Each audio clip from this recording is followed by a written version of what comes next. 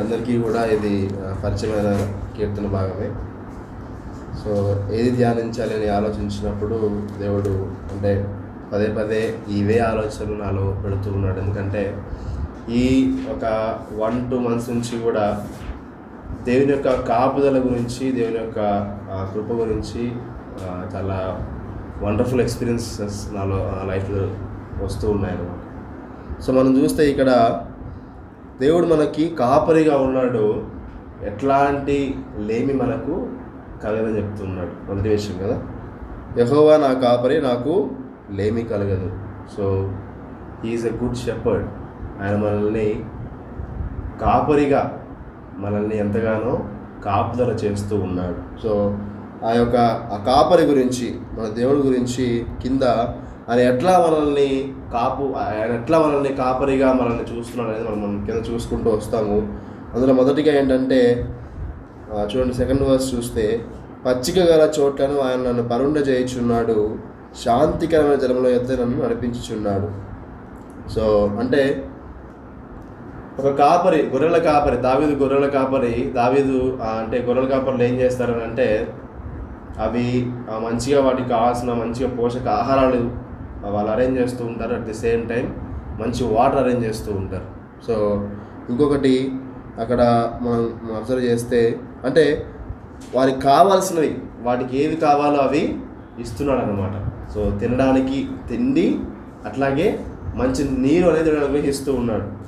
So వారికి ఎలా అనుగ్రహిస్తూ ఉన్నాడో గొర్రెల కాపరి, మన దేవుడు కూడా మనకి అంతే విధముగా కదా, మనకు కావాల్సినటువంటి మంచి ఆహారం ఇస్తూ ఉన్నాడు, మనకు కావాల్సిన మంచి నీరు ఇస్తూ ఉన్నాడు, మనకు కావాల్సిన మంచి నిద్రను ఇస్తూ ఉన్నాడు, మనకు కావాల్సినటువంటి మంచి బట్టలు ఇస్తూ ఉన్నాడు, అన్నీ ఇస్తున్నాడు. He is the provider. మనకి whatever we want, whatever we need, అవన్నీ ఇస్తూ ఉన్నాడు దేవుడు కదా. ఎంత గొప్పదడు కదా మన దేవుడు. సో ఎన్నోసార్లు మనకి లేని సమయం మనకు చాలాసార్లు ఉంటూ ఉండొచ్చు, కానీ దేవుడు మనకి ఇచ్చేవాడుగా ఉన్నాడు, మనకి ఇస్తూనే ఉన్నాడు.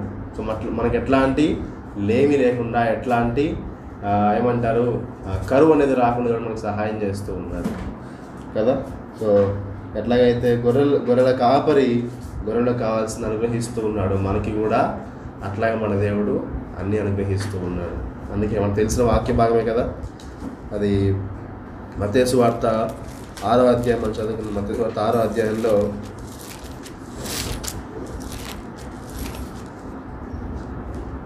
6వ అధ్యాయము 31వ వచనం మనం చూస్తే, కాబట్టి మాథ్యూస్ గాస్పెల్ చాప్టర్ 6 verse 31, కాబట్టి ఏమి తిందుమో, ఏమి త్రాగుదమో, ఏమి ధరించుకుందామో అని చింతింపకుడి, అనుజను వీటి నిమిత్తం విషయమే విచారింతురు, ఇవన్నీ మీకు కావాలనని మీ పరలోకపు తండ్రికి తెలియను.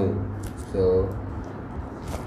గాడ్ నోస్ ఎవ్రీథింగ్ కదా, మనకి ఏది కావాలో అవన్నీ కూడా ఇచ్చేవాడుగా ఉన్నాడు ఆయన.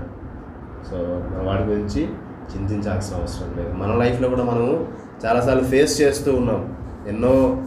అంటే ఎంతోమందికి లేదు, ఆయన మన దేవుడు అనుగ్రహిస్తూ ఉన్నాడు. సో మనల్ని పట్టించుకుంటున్నాడు, మనకు కావాల్సిన ఇస్తున్నాడు, మనకు జ్ఞాపకం చేస్తున్నాడు, మనం ఆయన్ని ఆరాధించాలని దేవుడు ఆశపడుతూ ఉన్నాడు.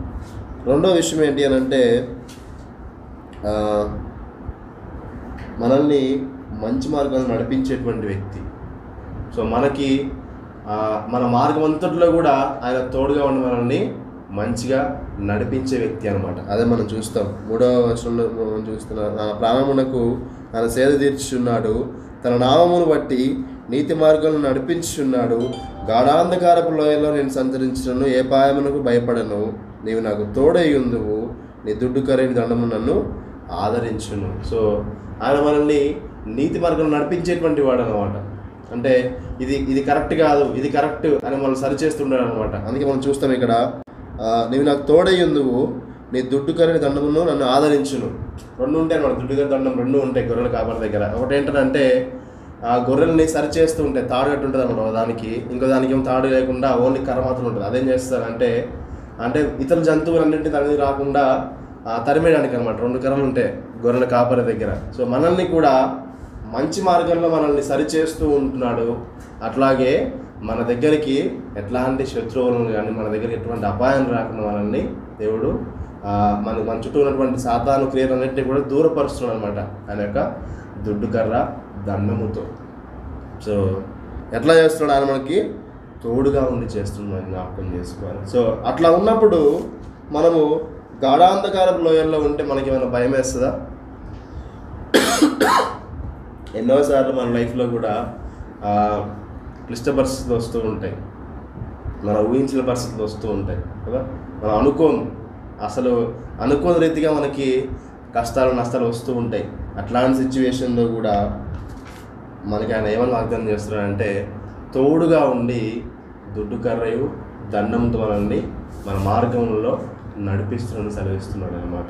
సో ఇజ్రాయేలీలకు కూడా మరి ఆయన వాళ్ళ జర్నీ అంతట్లో కూడా తోడుగా ఉండి ఏం చేశాడంటే వారిని సరిచేస్తూ ఉన్నాడు, వారిని శిక్షిస్తూ ఉన్నాడు, వారి మీదకి ఎట్లాంటి అపాయాలు రాకుండా దేవుడు వారికి తోడుగా ఉండి మంచి మార్గం నడిపిస్తూ ఉన్నాడు అనమాట. సో వారికి ఏమంటారు, ఎర్ర సముద్రంలో మనం చూసినట్లయితే శత్రువులు వారి మీదకి వస్తూ ఉన్నప్పుడు వారికి దేవుడు మంచి మార్గాన్ని సరళం చేసి వారిని నడిపింపచేసి వారి మీదకి ఎట్లాంటి అపాయం రాకుండా దేవుడు సహాయం చేశాడు. సో మనల్ని మంచి మార్గం నడిపించేటువంటి వాడు మన దేవుడు మనం జ్ఞాపకం చేసుకోవాలి. సో ఎట్లాగైతే గొర్రెల కాపరి గొర్రెలను అట్లాంటి మార్గం నడిపిస్తూ ఉంటాడో, సో ఏం చేస్తాడు చెప్పండి, మన దేవుడు మనల్ని అంతే విధంగా చేస్తుంటాడు అనమాట. సో ఈవెన్ మా తాతగారి దగ్గర కూడా అప్పుడప్పుడు గేదెలు ఉన్నాయి అనమాట, అఫెలోస్ ఉండేవి. ఒకనొక టైంలో ఏమవుతుందంటే అవి తప్పిపోయాయి అనమాట. తప్పిపోయినప్పుడు ఏం చేస్తుండాలంటే ఇక సాయంత్రం వరకు పొద్దున వరకు కూడా నడుచుకుంటూ అట్లాగే ఊరులు తిరిగేవాళ్ళు. చివరికి ఖచ్చితంగా దొరికేంత వరకు కూడా ఉండేవాళ్ళు. దొరకకపోతే ఇది పడుకునే వాళ్ళు కాదు, రేపు పొద్దున్న మళ్ళీ వెతికేవాళ్ళు అనమాట. అంటే కాపరి యొక్క లక్షణం ఏంటంటే మన గురించి మనం ఎక్కడికి వెళ్ళినా కూడా మనకి తోడుగా ఉండాలని, మనం తప్పిపోకుండా ఉండాలని, మనల్ని మంచి ప్రాంతాలకు తీసుకెళ్ళాలని ఆశపడుతున్నాం మన దేవుడు కూడా అంతే కదా. మనం తప్పిపోకూడదని మనం సరైన మార్గం రావాలని మనం నడిపిస్తున్నాడు మన దేవుడు. సో మనం ఏం చేయాలి, మనం ఆయన్ని ఆరాధించాలి, ఆయన మనం మహింపరచాలి. మన లైఫ్లో కూడా ఎన్నో ఇలాంటివి చూసుకుంటూ వచ్చాం. ఎన్నోసార్లు మనం తప్పిపోయిన పరిస్థితుల్లో ఉన్నాం. అట్లాంటి చూసిన దేవుడు మనల్ని తన వాక్యం ద్వారా మనల్ని బలపరుస్తూ ఎంకరేజ్ చేస్తూ మనల్ని మంచి వరకు నడిపిస్తున్నాడు. మనం అందరం కూడా ఆయన్ని మనం మహింపరచాలని ఆశపడుతూ ఉన్నాడు. సో ఇంకా చివరి విషయం ఏంటంటే, మూడో విషయం ఏంటంటే ఆయన మనకు ఆశీర్వాదాన్ని ఇచ్చేటువంటి వాడు అనమాట. సో మనల్ని బ్లెస్ చేసేవాడు. అదే మనం చూస్తాం ఇక్కడ 5వ వచనం చూస్తే, నా శత్రువుల ఎదుట నీవు నాకు భోజనం సిద్ధపరచుదువు, నూనెతో నా తల అంటి ఉన్నావు, నా గిన్నె నిండి పొర్లుచున్నది, బ్రతుకు దినంలో నీ కృపాక్షేమంలో నా వెంట వచ్చును, చిరకాలం యెహోవా మందిరంలో నేను నివాసం చేస్తానని కీర్తన అంటున్నాను అన్నమాట ఇక్కడ. సో మనల్ని ఎలా ఆశీర్దిస్తాడంటే దేవుడు మనల్ని తొక్కి లేకపోతే మనల్ని హింసించి మనకంటే ఎక్కువగా ఉన్నటువంటి వారిని, అంటే అట్లాంటి శత్రువులు మన లైఫ్లో ఉంటారు, అట్లాంటి వారిని కూడా వారి మనసులను మార్చి వారితో కలిసి భోజనం చేస్తుంటారు అన్నమాట దేవుడు ఇక్కడ. సో ఎంత బ్లెస్డ్ థింగ్ కదా ఇది. సో మనకి ఎట్లాంటి శత్రువులు ఉన్నా సరే వారి మనసులను మార్చి వారితో కలిసి మీల్స్ చేసేటువంటి భాగ్యం దేవుడు ఇస్తున్నాడు అని వాగ్దానం చేస్తాడు. He's blessing. ఎట్లాంటి బ్లెస్సింగ్స్ అని అంటే శత్రువులతో కూడా కలిసి భోజనం చేసే బ్లెస్సింగ్స్ ఇస్తున్నాడు. అంత మాత్రమే కాదు, మనం చూస్తున్నాం కింద నూనెతో నా తల అంటి ఉన్నావు, నా కింద నిండి పొర్లుచున్నది అనమాట. సో అందుకే ఆయన విశ్వాసం ఉంచిన వారు ఆయన ఎన్నడూ కూడా తృణీకరించిన వాక్యం సెలవిస్తుంది, ఉన్నత స్థాయిలో ఉంచుతారని వాక్యం సెలవిస్తుంది. ఇంకొక ప్లేస్లో ఏంటంటే తల్లగా చేస్తారనే వాక్యం సెలవిస్తుంది అనమాట. సో ఆయన నమ్ముకున్నటువంటి వారిని, ఆయన ఆజ్ఞలు పాటించేటువంటి వారిని ఆయన ఎప్పుడూ కూడా తృణీకరించడం కానీ ఎప్పుడూ కూడా బ్లెస్ చేస్తూనే ఉంటాడు. మనం జ్ఞాపకం చేసుకోవాలి. అది నా లైఫ్లో నేను ఎన్నోసార్లు ఫేస్ చేస్తూ వచ్చాను. ఎన్నోసార్లు నా శాలరీ విషయంలో కూడా నేను ఇంతవరకు జాయిన్ అయిన ప్రతిసారి, అంటే జాయిన్ అయితే 3.5 years అవుతుంది, ఏ ఇంక్రిమెంట్ కూడా నాకు 12 months వరకు కూడా ఆగలేదన్నమాట. ఎవ్రీ ఇంక్రిమెంట్ నాకు 11 monthsకి వచ్చేసింది అనమాట. సో దేవుడు సహాయం చేస్తూ వచ్చాడు. ఇంకొక విషయం ఏంటంటే సీనియర్స్కి ఇచ్చేటువంటి ఇంక్రిమెంట్ నాకు ఇచ్చేలా చేశాడు అనమాట దేవుడు. సో ఆయన విశ్వాసం ఉంచిన వారిని ఎప్పుడూ కూడా తృణీకరించాడు, బ్లెస్ చేస్తున్నాడు అనమాట. నా విషయంలో అంటే వేరే వాళ్ళు చూసి నా సార్లు తక్కువ అనుకోవచ్చు, కానీ నాకు మాత్రం అది ఎప్పుడు కూడా బ్లెస్సింగ్స్ అని నేను ఖచ్చితంగా చెప్పగలను. So God is good all the time. God is blessing me all the time, God is blessing us all the time. అందుకే ఆయన మనల్ని ఎప్పుడు కూడా ఆశీర్వదించేవాడు. ఆయన యొక్క మార్గం నడుచుకున్నప్పుడు, ఆయనకి ఇష్టంగా జీవించినప్పుడు, ఆయనకు దగ్గరగా ఉన్నప్పుడు కావాల్సిన అన్నింటినీ కూడా ఆయన అనుగ్రహిస్తూ, ఆయన అంతగానో తన మార్గం నడిపిస్తూ, మంచిగా బ్లెస్ చేస్తూ, ఆశీర్వదిస్తూ, నేనున్నాను అని పదే పదే కూడా రుజువుపరుస్తున్నాడు మన దేవుడు. సో మనందరం కలిసి ఏం చేయాలి? మన దేవుడు మనము ఆరాధన చేయాలి, ఆయన మనం మహిమపరచాలి కదా. సో అంతే విధంగా మనం నరకానికి వెళ్ళాల్సినటువంటి పాత్రులము, కానీ మన నరకానికి వెళ్ళడం ఆయనకి ఇష్టం లేదు కాబట్టి, మనల్ని ఎంతగానో గొప్పగా ప్రేమిస్తున్నాడు కాబట్టి ఆ నిత్య నరకాన్ని నుంచి మనల్ని పరలోక రాజ్యానికి, హెవెన్కి తీసుకెళ్ళేటువంటి గొప్ప ఆశీర్వాదం మనకి ఇచ్చాడు దేవుడు కదా. ఈ వరల్డ్ బ్లెస్సింగ్స్తో పాటు he's giving the eternal blessings, నిత్యమైనటువంటి ఆశలు మనకి ఇస్తూ ఉన్నాడు. ఆయనతో కలిసి భోజనం చేసే విధంగా, ఆయనతో కలిసి మన యుగ సంతోషంగా జీవించే విధంగా మనల్ని ఆయన ఎప్పుడూ కూడా ఆశీర్వదిస్తున్నాడు. జ్ఞాపకం చేసుకోవాలి. ఇంత గొప్ప దేవుని మనం మహింపరచడానికి, మనం ఆయన ఆరాధించడానికి మనం ఎందుకు మనం వెనకడిగేయాలి?